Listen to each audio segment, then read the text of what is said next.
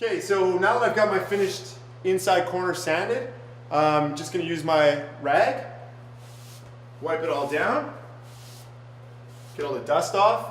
I've just got a regular 2-inch paintbrush, and I'm going to prime the corner just so you at home can see how nice and true and finished the corner looks.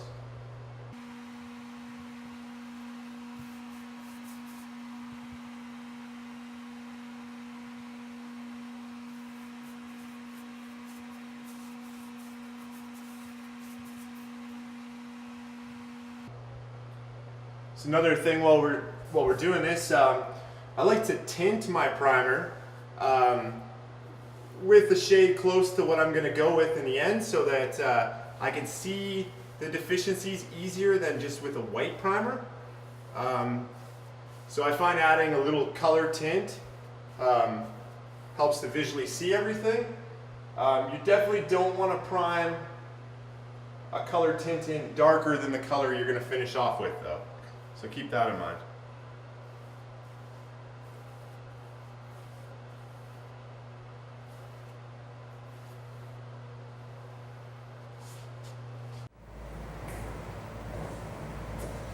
Okay, so now that all your mud is dry, we're going to get ready to do some sanding so that we can put on our primer coat. I'm going to begin by sealing off this door. I also like to set a fan up in the window, which I'll show you after, and put on my safety gear and then proceed to sand. Thanks for watching.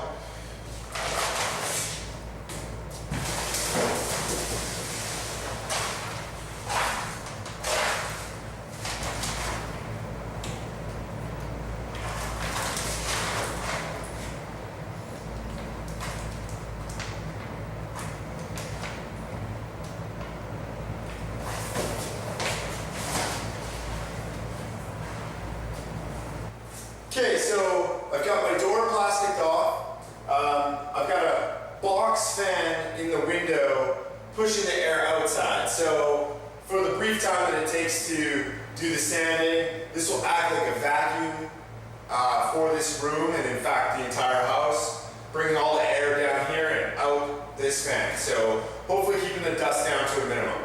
So I've got my standard gear, my dust mask, glasses for when I'm sanding the ceiling, angled sponge block for inside corner sanding, square sponge block for just hand random areas, and adjustable pole sander. So let's begin.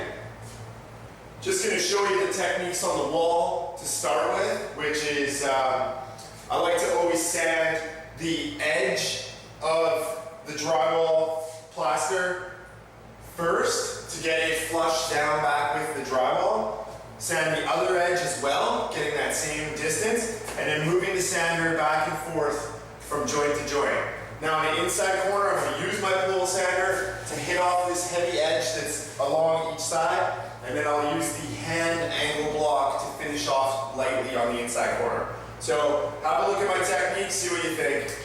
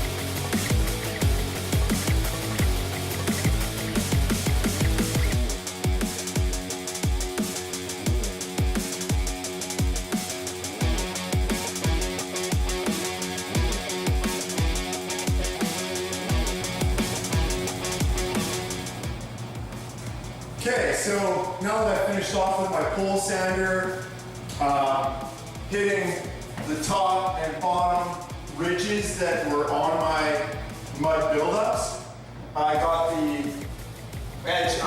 inside corners on both sides. I'm going to use my small sanding blocks right here just to finish off and get right into the inside corners. So I'll just take my ladder and these blocks with me and slowly go through, get the walls touched up on the inside corners and areas that I missed with the big pole sander. Then when I'm done that, back up to the ceiling for a heavy pole sanding, and then again, finishing off with these blocks.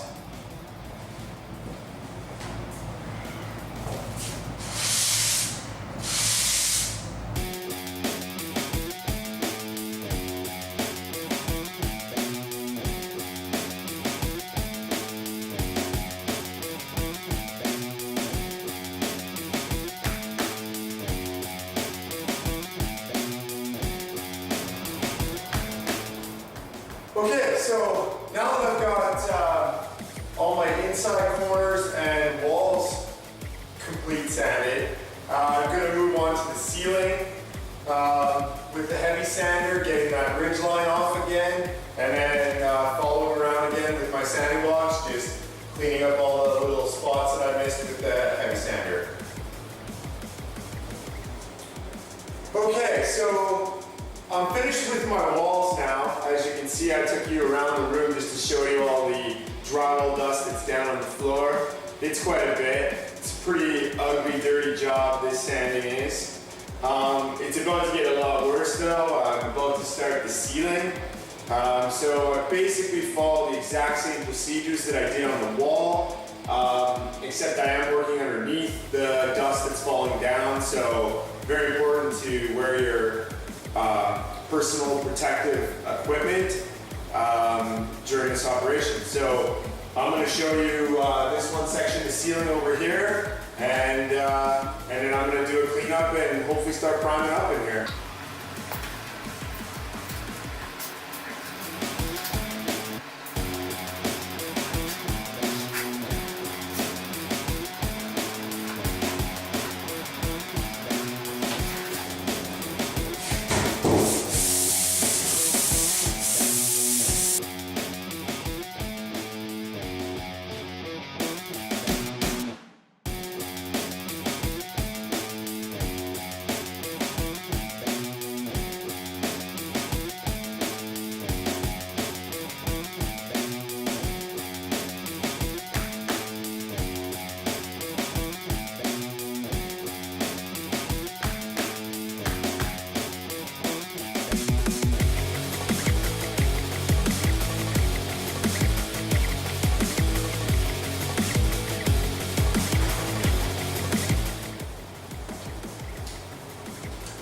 Okay, so that was really bad. It gets super dusty in here. As I showed you earlier, there's stuff all over the floor. There's powder residue all over the walls as well. Put my dust mask back on, use a clean cloth, get all the dust off the wall, then proceed with cleaning up all the dust off the floor, getting it perfectly dust free in here with the vacuuming. So that I can proceed with priming. You definitely don't want any of the drywall dust around when you're going to prime your walls. Otherwise, particles of dust will get underneath the paint and you're just going to have a whole bunch of problems. So, got my rag, got my dust mask, and start a major cleanup.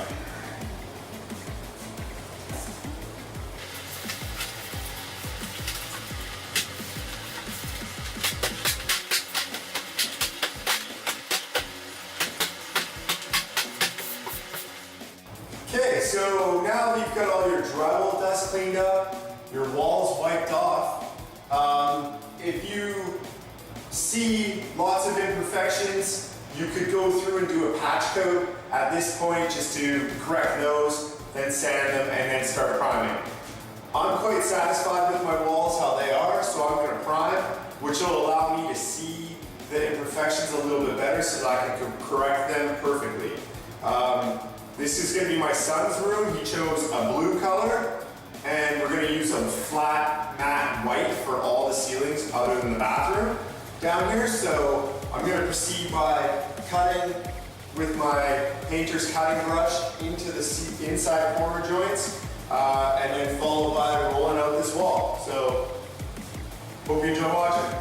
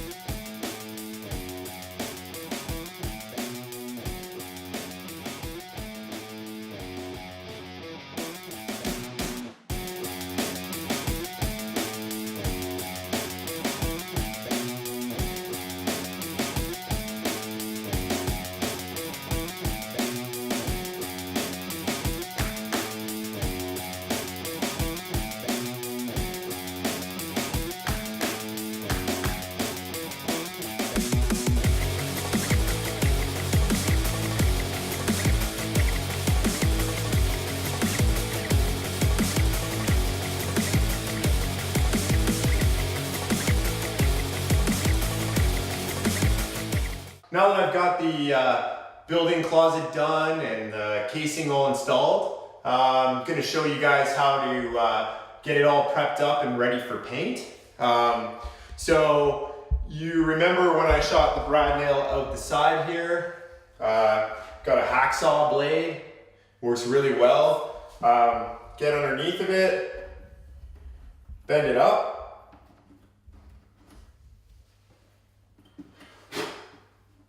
Once you got it up, cut it.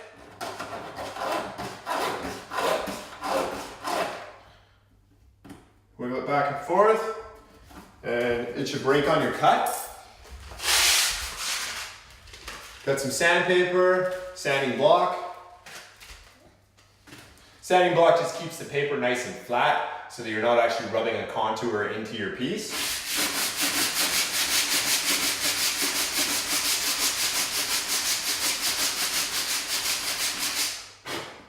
Sand that down. Got some putty, wood putty. 3-inch putty knife.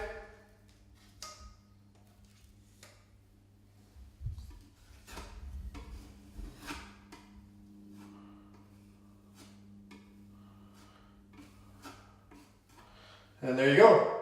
I like to put the patch on a little thicker than I would a drywall patch. This stuff shrinks back about the same as drywall mud does, but I will go through and sand the whole frame again. So just put a little extra on it and then knock it off with the sander. This putty is a real light blend, so it's very easy to sand. So this same putty that's here, I would go through and do these nail holes that I've got down here, so you can see that it's filling that nail hole that's there. There's another one. Another one. There's some nail holes on the side here.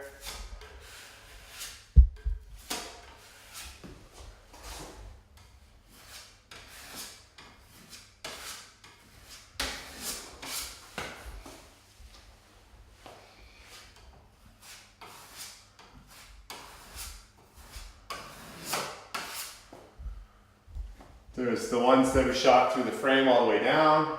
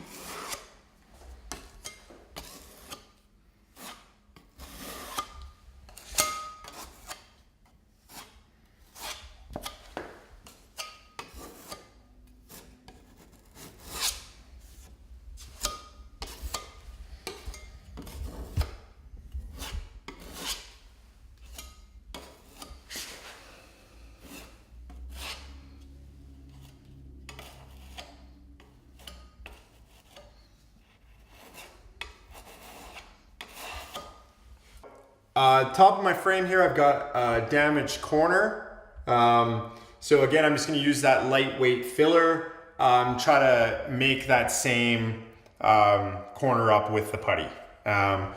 Once it's dry, I'll sand it lightly. I might have to do it a couple of times, but I definitely need to repair that. So.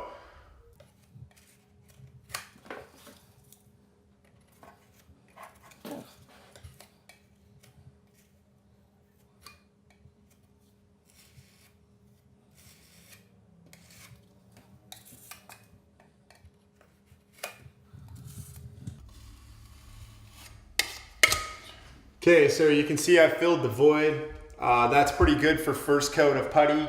Once that's dry, 24 hours, something like that, I'll sand it down again and redo that, and that should clean it up enough to not be seen underneath the paint.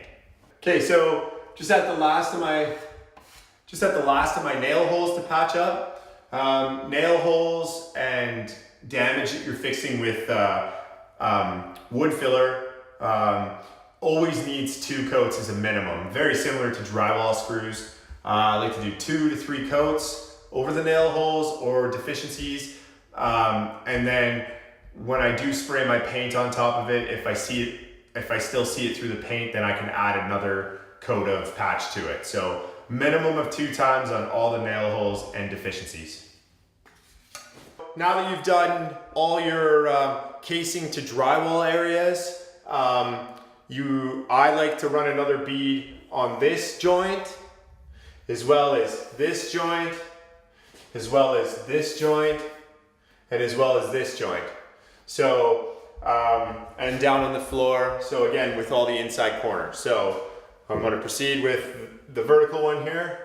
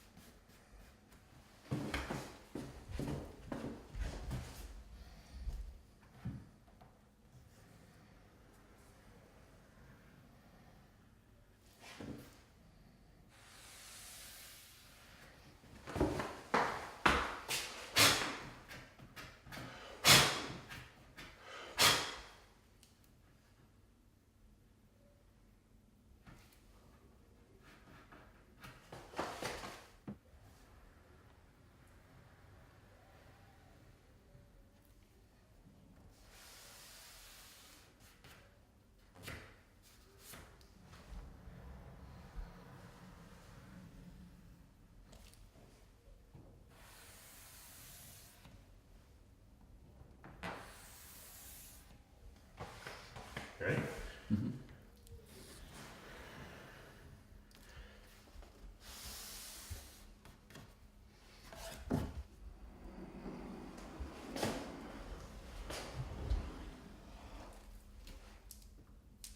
Okay, so I've patched my nail holes 2 times. I've worked on filling my corners and sanding them to make them appear nice and perfect.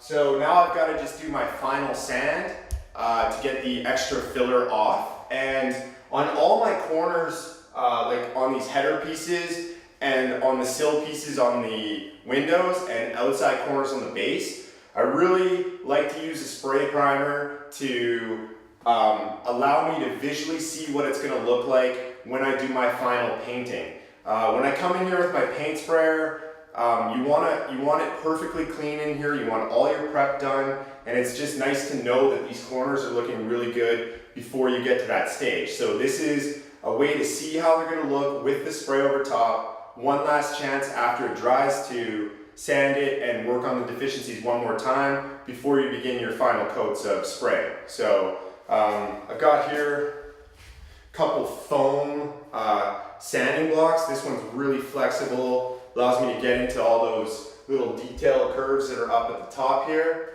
And something else here is a foam block that is very similar to the one I used on drywall, but it's a softer grit, more made to sand this this filler that I've used, the wood filler on the nails. So, and then just some other sandpaper that's recommended to use on top of paint. So it's not as aggressive as a wood sandpaper. It's meant to kind of file down the paint a little bit instead of heavily sanding down with the wood sandpaper. So another tool that I've got is an Orbital sander.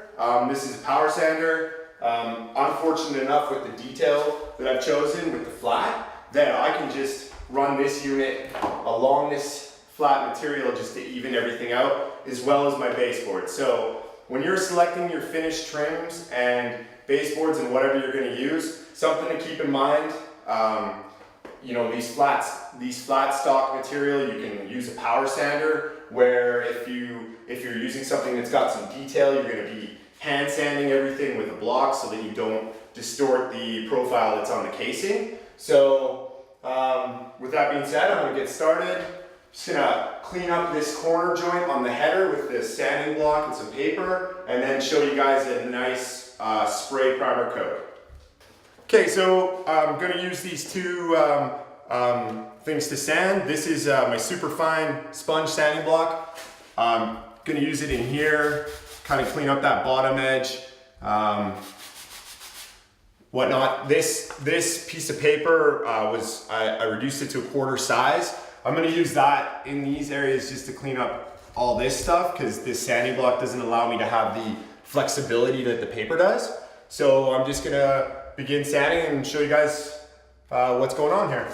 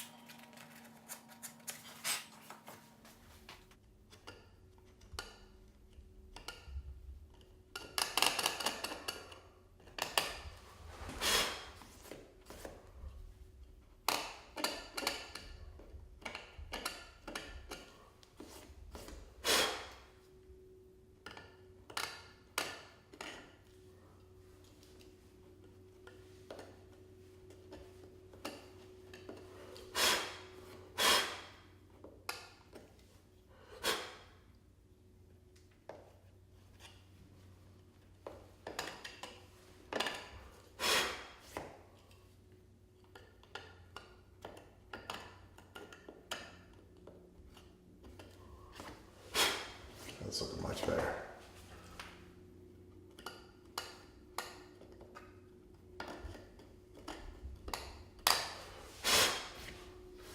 Okay, so I'm finished sanding that corner, and also I've used my utility knife just to scrape some extra fill that was on there. I'm noticing that at the bottom that there's definitely going to be a little more patch that I've got to add, but I still want to start by spraying this primer just so that I can see the rest of it. So I've got my spray primer. I'm just gonna give it a nice coat on that corner detail and against the wall. Don't worry about overspray too much onto the wall. This is just my primer coat still. There is a sanding between each coat of painting, so as long as you're not spraying too much overspray on the wall, you'll be okay that when you sand between your coat, it'll rub all that extra primer off the wall. So just gonna shake up my paint and get ready to show you guys how to spray the corner.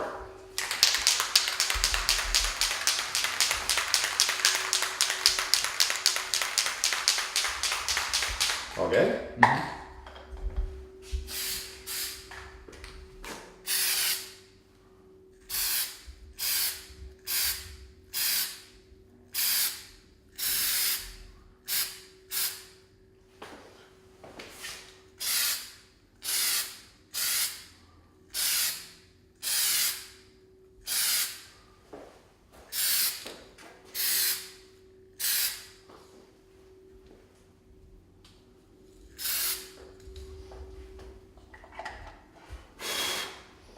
Okay, so you can see a few little bubbles and stuff that are in the spray primer.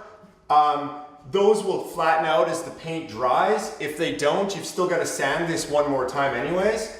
So you can see that I've got the corner looking really good, except for right in there. I'll probably dab a little extra fill in there before I go for my final spray. I'm fairly happy with everything else. And this overspray that is on the wall allows me to really focus in on that wall joint. So I may add a little bit of that paintable caulking in that joint against the wall just to clean that up. But you can see that the joint is visibly nice, and I'm probably just gonna touch it up a couple more sprays underneath here where I thought I was gonna have to prep and patch again, but it looks like if I spray it a couple times, it'll probably just go away.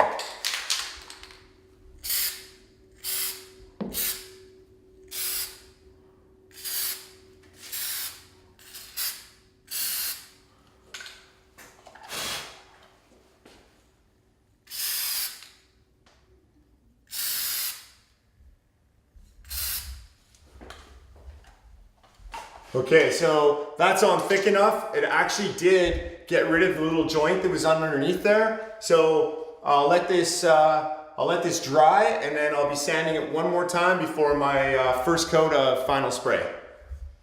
Okay, so here's the corner of the baseboard where I have spray primed it once, and then I went over top of it with my lightweight wood filler again to clean the joint up. So now what I'm gonna do is just use my sanding block to get the extra fill off and give this one more spray prime just to see how it looks. And yeah, if it's good for spray, for the final spray, then I'm done. If I've got to sand it one more time and have another look at it, then I'm gonna go through and do that as well. So flat sanding block to avoid rounding off corners.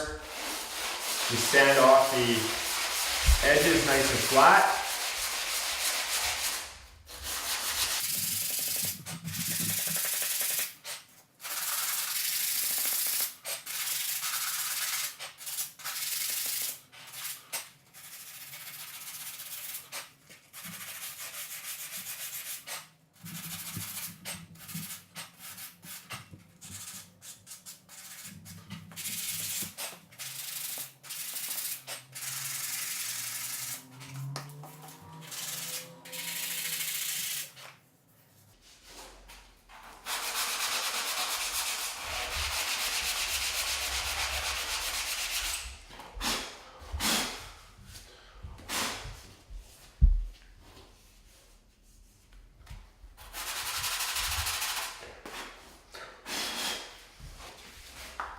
Okay, so this is all smooth and flat.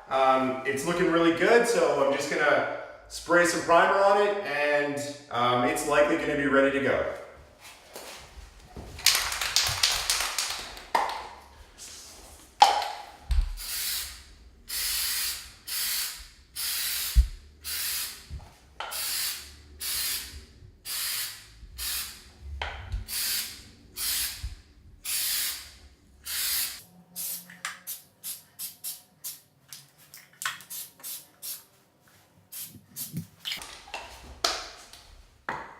Okay, so this corner is looking really good to me. Got a few bubbles again from the spray that I'll have to sand out before my finish, but the actual two miter joints and how the baseboard is fitting nice and tight to the wall is exactly what I want to see. So this corner, one more sand, ready for final paint. So it's a nice flawless look with the spray.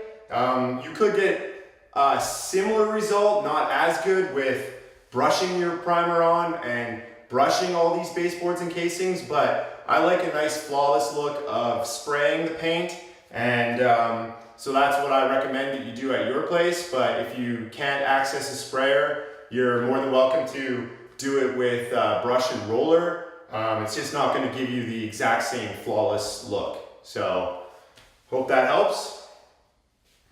Okay, so now I'm at my window. I just want to show you one final sand and spray prime. This is the sill piece that I've put across my window, and I've returned those corners the exact same in here. So just going to start with my sanding again to get the extra fill off.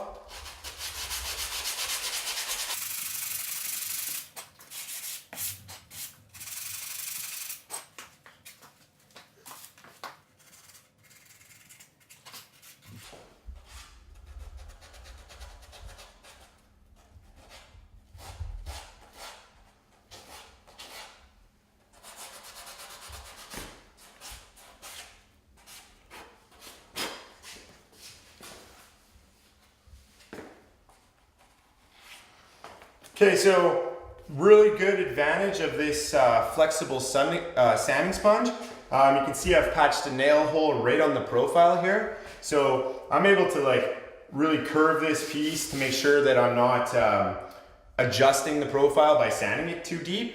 So just real handy to buy these sort of things to help you with your sanding. You can pretty well get any shape. Some of them are curved already, things like that. So match your sanding tools to the type of profile you got. Just make sure you can get into all those little nooks and crannies with the type of stuff that you've got. So just gonna finish with this nail hole, and then I'll spray prime this corner.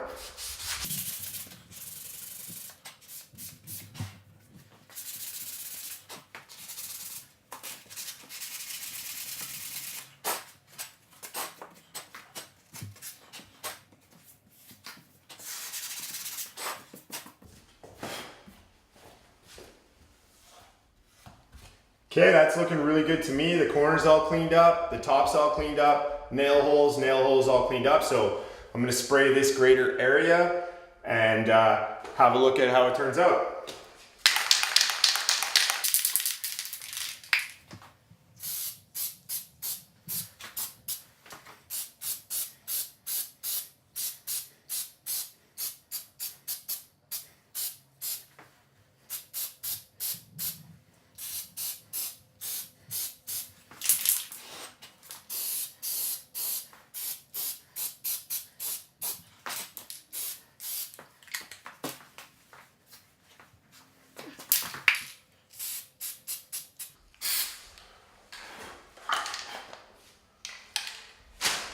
Okay, so I've got this finished spray. I really like how this corner turned out. It's looking really, really good. I'm not liking these bubbles that are showing up with the spray primer, but they'll be quite easy to sand out tomorrow before I spray.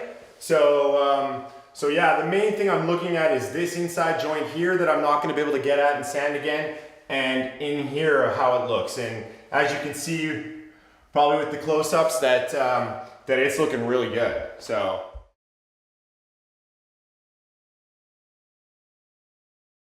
okay, so now that I've got all my corners kind of where I want, I've got the remaining sanding that I need to do. This closet build-in that I built earlier, I definitely want to prime this raw wood before I spray anyways, because you have to prime all raw wood before the final paint. It just cures the wood, soaks in, and gives it a nice solid finish. So, but before I prime it, I want to use my Orbital sander to sand in on the walls. I'm also going to use this orbital sander to go along these flats and go on my baseboard to get the nail holes that I've patched off earlier. So orbital sander works by two ways. It spins and it wiggles. So it has a better advantage than just a flat palm sander because the aggressiveness of it with the rotating as well as the vibrating just allows it to sand a lot quicker. So if you can get a hold of one of these and you have flat areas that you need to sand, this is definitely a way to get them done a lot quicker. So I'm just going to start up. I'm going to run them up and down on the casings and visually keep my eye on where I've gone to see that I can see the patch being removed, and then I'll carry on to the next spot. So have a look.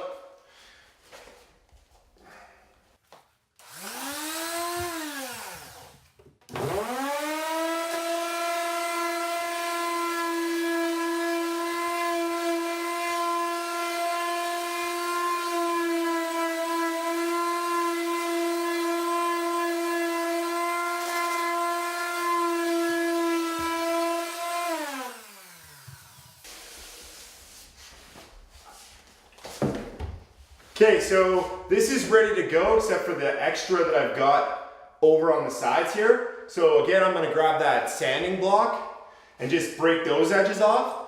And then I'm going to show you the other side, doing the whole thing with the sanding block so you can just see how much longer it actually takes and how much harder you have to work at it. So I'm just going to grab my sanding block.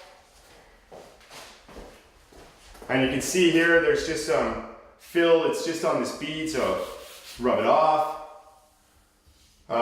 If you don't have good lighting like I do, obviously I'm videotaping here, so I've got some set lighting down here. So it's really bright, I don't need a secondary light. But if you don't have really good lighting, you're gonna wanna get a halogen light, something you can hold with your hand, a really good LED flashlight or something that just will make your eye catch all the imperfections so that you sand them all. So, and then a lot of it I use my hand to feel. So like when I feel over this section here, I can tell that I've got to sand it. Like, you know, you just feel it too. So it's really good to use, you know, your hand, rub along. Oh, feel another little spot.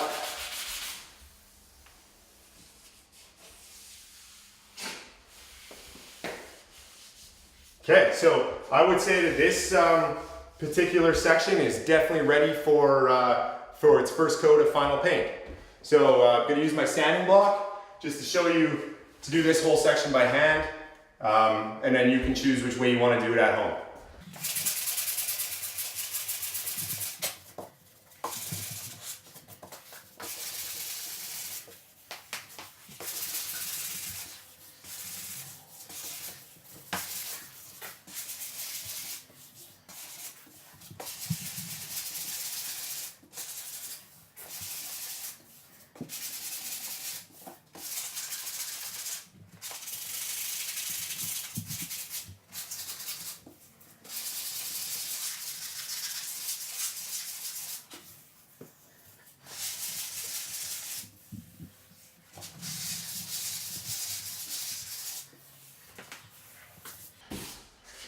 Okay, so that one's looking pretty good now too. You can see that it's a lot more work to do it all by hand. So, and obviously when I sand all these flats, which I'm going to show you right now, it's a lot faster to use the sander. So I'm just going to show you probably sanding the center one, just this front edge.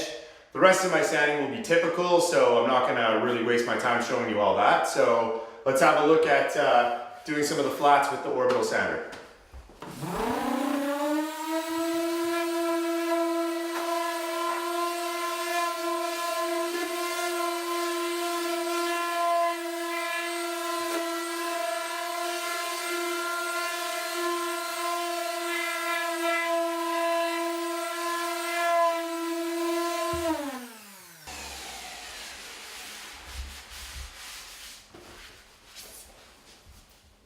Okay, so now I'm just going to work this edge And then just show you one more side on the flat.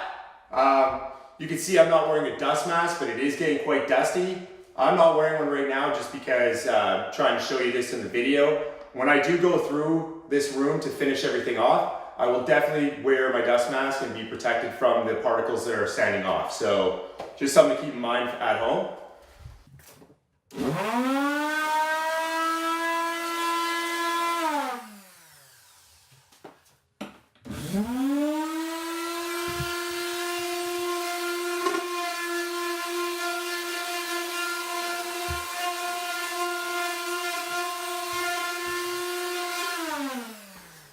Okay, so once you go through your whole building closet with your sanding, I'm going to begin by priming all this, and then it should be ready to spray over here as well.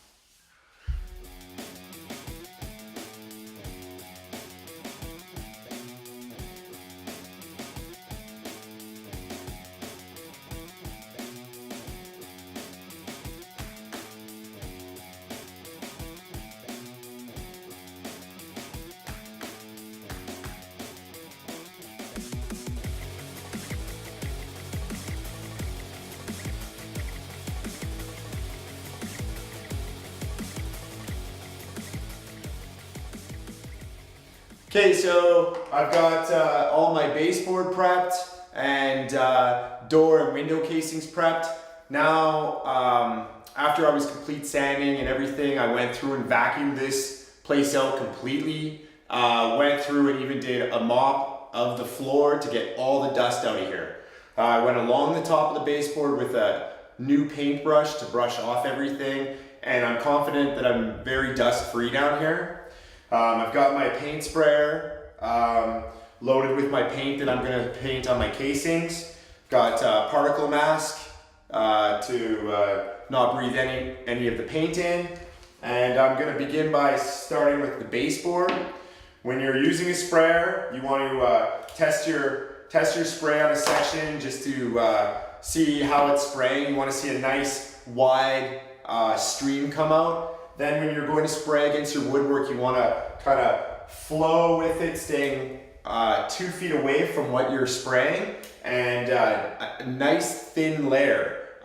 It's going to take 2 coats, maybe 3 in some areas, but do thin layers over thick layers, because if you get dripping and running starting to happen, you won't be able to save it. You'll have to roll over top of it with a foam roller and then re-prep and kind of start over. So real thin coats, a couple of feet away, and test your stream. So we're gonna spray this on the floor and just check it out. Okay, so I'm gonna spray sideways, horizontal. So you can see I got a nice stream there. Okay, so I'm gonna put on my protective gear, and we're gonna proceed with doing this baseboard from the start point here to about this plug on this side over here.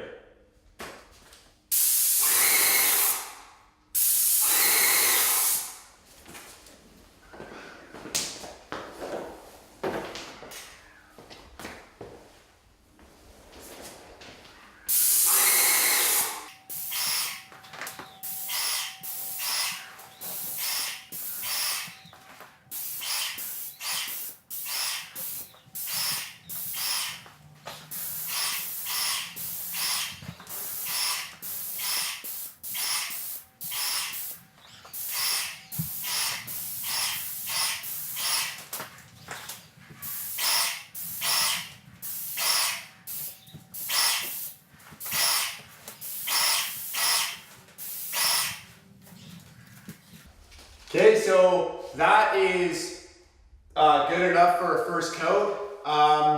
In here, because I'm not using the floor as a finished floor, it was okay to overspray onto the floor. Also, the overspray that was on the wall is also okay. I'm just at primer coat, so I need to sand a couple of more times through my next couple of coats, so that'll take care of that. And I'll let this dry for the manufacturer's recommended time before I spray on a second coat, and have a look and make sure all my prep is good. And at that point, I can still fix areas that I need to fix. If I've got any spray splatters, or if any nail holes need to be hit one more time, or inside corners or whatever. So it's just one more opportunity to check everything and make sure it's to your liking.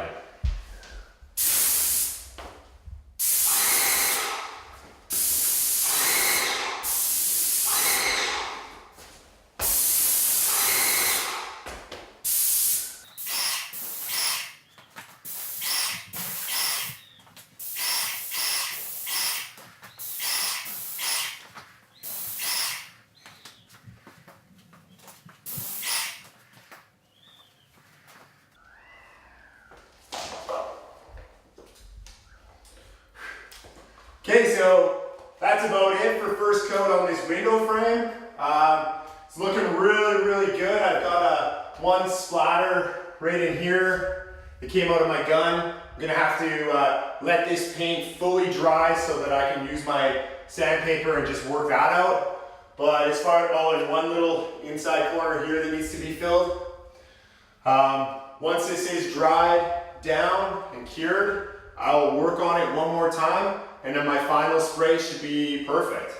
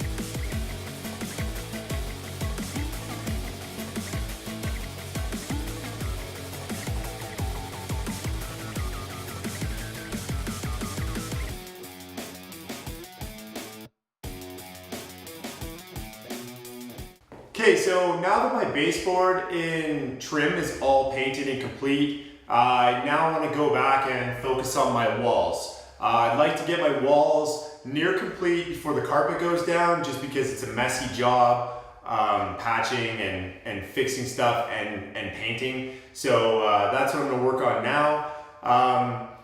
When I was doing my mudding and taping, I got it done fairly good and sanded it down and primed it.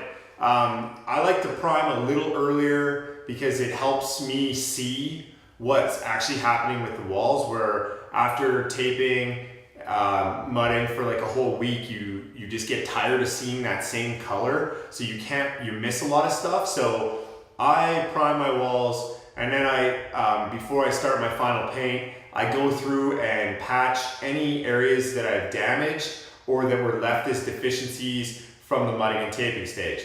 So I'm going to take you in on a close-up on this beam side, where you can see in this area right here some bubbling. Well, it's not bubbling, it's little pinholes, and actually in the industry they call that fish eyes. These pinholes happen when the mud is kind of like not mixed together and has air in it, and this is how it kind of skims out. So I've just got some lightweight filler. I've got my 3-inch putty knife. And let's just pause. Sorry, I need to get a good close up on those first. It's kind of hard to see them. You'll see them much better when I skim it, though. Oh, really? Yeah, they'll show up white. Because this is white. Yeah. Yeah. Okay, so now you can go Start ahead. with filler? Yeah. Okay, so I've got a lightweight filler. This stuff is easy to apply. It's quite fluffy and it dries quicker than drywall mud. So this is the perfect thing to use at this stage of the job. I'm going to fill in all my deficiencies and areas that I see with this. I'll let the patch dry for a little while. Then I'm going to sand my full walls down with my pole sander, which will get my overspray sanded down that's beside the door frames and just get the walls nice and flat and ready to go for first coat of final paint. So got some filler on my putty knife here. I'm going up to these holes, and you probably can't see a lot of them right now, but you'll start seeing them as I skim them out. So you can see the little speckles. That's actually all the holes getting filled in.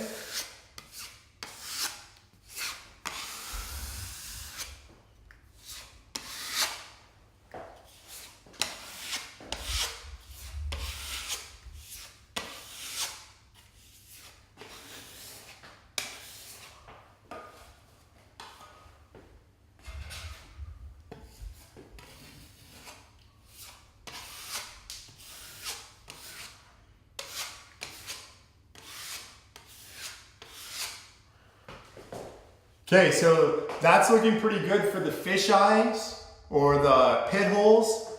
There's a couple more there. Now right here you can see there's a little deficiency along this metal edge. Obviously just a pocket that didn't get filled in when I was mudding, so much easier to see it all now. Just skim some of your filler on there. And after that's sanded and gets another coat of paint over top of it, you're not going to be able to see it. Here's another one underneath here. It's going to be hard for you to see, but this is something I actually did with the door when I took the door off. So, you know, always once all your heavy work is done, then is a good time to come in and do all your deficiencies. If I would have fixed this right when it happened, I probably would have did it again. So this is kind of the time. And just take your time and go through all your areas in your area that you're painting.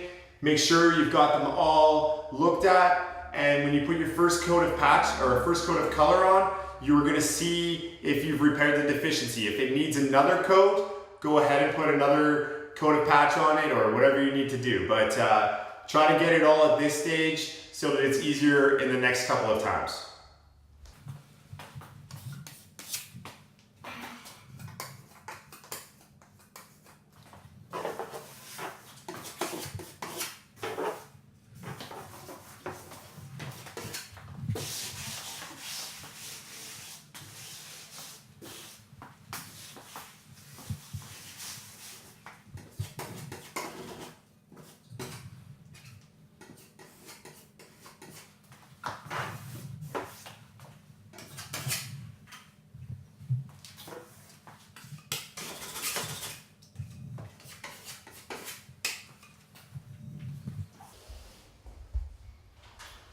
Okay, so that wall looks pretty good. I'm just gonna let this stuff dry for a while, give this full wall pole sanding, and start cutting in my new color. Okay, so now my patch has had some time to dry. I'm gonna use my pole sander. Just put a fairly fresh sandpaper on there. I'm gonna go through and sand off all my patches and basically sand the entire wall. Sanding a little heavier where I've got overspray from spraying, and then get the dust off the wall with a dry cloth and begin cutting in my color at the ceiling and down at the base, and get a first coat on this wall.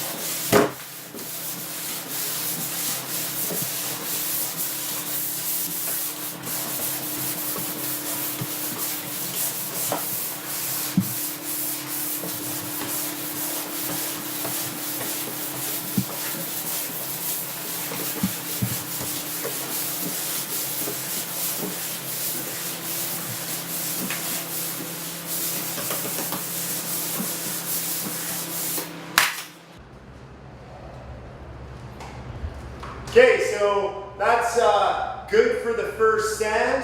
I like to sand between each coat. I obviously won't do as aggressive as the sanding on my new wall color before I put the last coat on. I'm trying to successfully get this wall coated with 2 coats of final color. So you can see here along the baseboard, all the primer that I did sand off is sitting down there, and the idea behind it is that these walls were a little rough or orange peel texture when I was using my roller.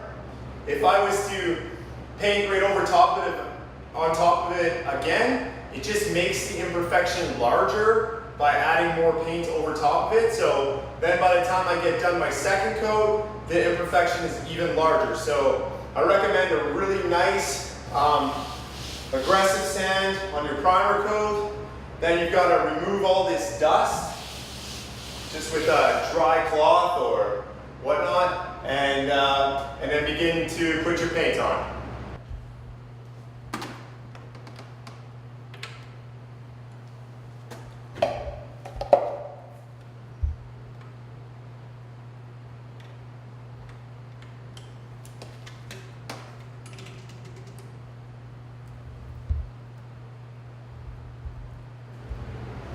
So I've got my color here. I'll just load my brush up and show you guys at home. I did let my son pick this color, so keep that in mind.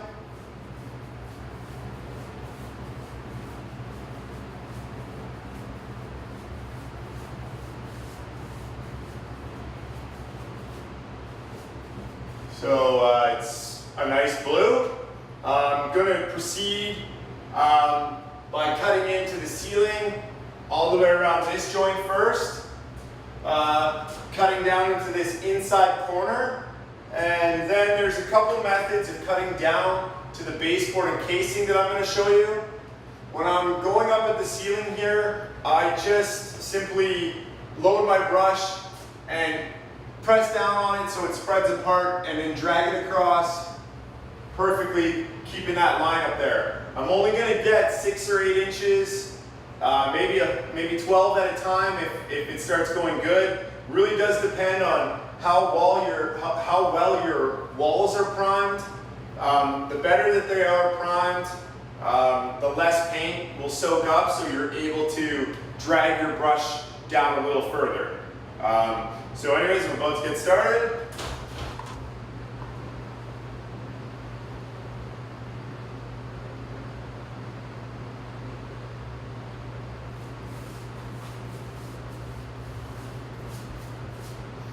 So another trick is if you get a really good first coat, brush on the walls, that sometimes you don't have to do a second coat. Just really depends on the color you're using and how well your walls were primed.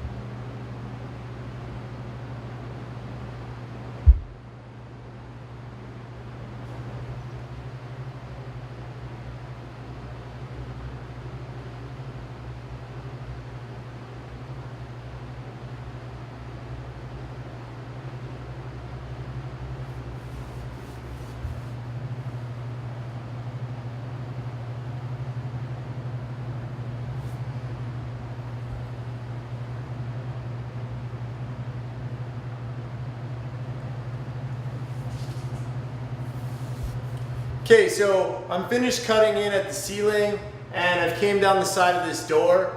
I am definitely gonna have to cut in 2 times. Blue is a primary color. Most primary colors or deeper, darker colors are gonna definitely require 2 coats of cutting in. So I've got this line fairly good this time around, and the next time I go around, I'll try to get it a little tighter just to clean it up a little bit more. I'm now dealing with the baseboard, which it's very hard to lie down on your side and kind of brush that in without getting any on the baseboard. So I'm gonna start in the other corner and show you guys at home a different method to paint tight into the baseboard. Because I don't wanna lie down basically on the floor to sight this line in, I'm gonna use some masking tape along the top edge of the baseboard before I paint there. One problem with masking tape is is if you get carried away and you try to tape this whole baseboard, then you go down and you paint the whole thing. By the time you pull the tape, paint will leak around the tape and get onto the baseboard. So what I like to do to avoid that is just take about 2-foot strips and go 2 feet at a time. So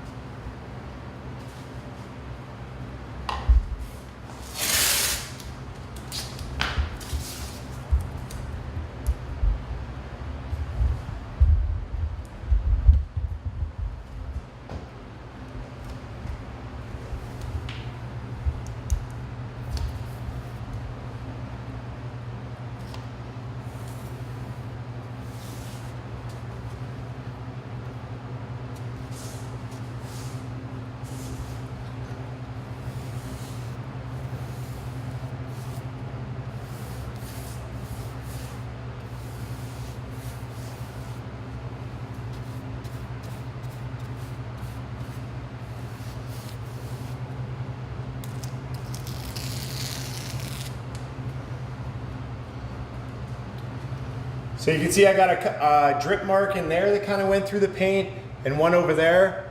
I am gonna let those dry and then just use a putty knife and kind of pick them off tomorrow. So this is looking pretty good to me. I'm gonna keep going all the way down to the end of the wall and then I should be ready to start rolling.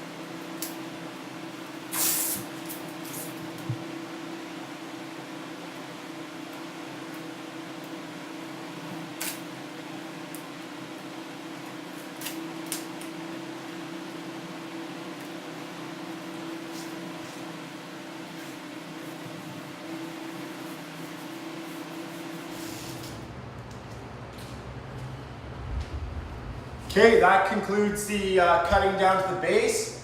I've just got one more inside corner over there to do and I'll roll out this wall.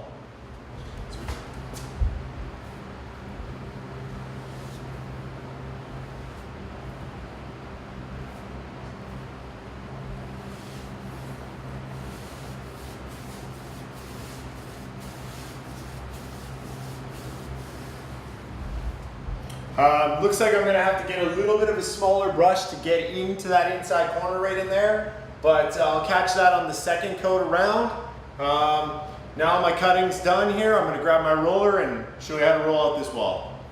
Okay, so I got my roller here. I've got a 3/8 nap on my roller. That's what I like. It leaves a nice wall finish. At the hardware store, there's many to choose from. If you're having problems figuring out which one to use, they generally say right on them what they're good for and what type of surface they're going to leave. This was for a fine surface and good coverage. So pick your roller accordingly to what you're doing. And it is hard sometimes because some paints act different than other paints, so it's a little bit of trial and error. If it seems like it's not working that well for you with the type of roller you got or the type of brush that you got, then go get a different one, because sometimes that makes the difference on how well the paint applies. When I'm working with the new roller, I like to really fully saturate it before I get going.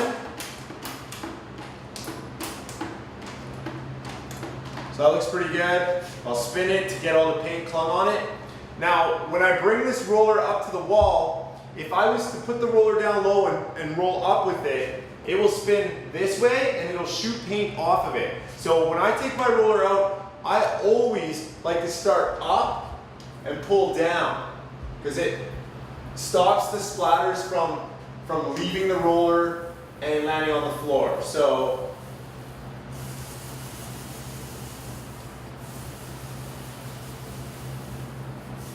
now my objective when I'm painting is to get as much paint on the wall. So from here to here, I'll try to get as much coverage on the wall with the paint, and then I'll back roll and go over the whole thing to smooth it all out. And then I'll take about another 4-foot section, get it all coated up, and then work it back and back roll it. So it's just a more effective way than working on one little area, getting it to where you want. It's faster to get as much paint on the wall as you can, and then back roll.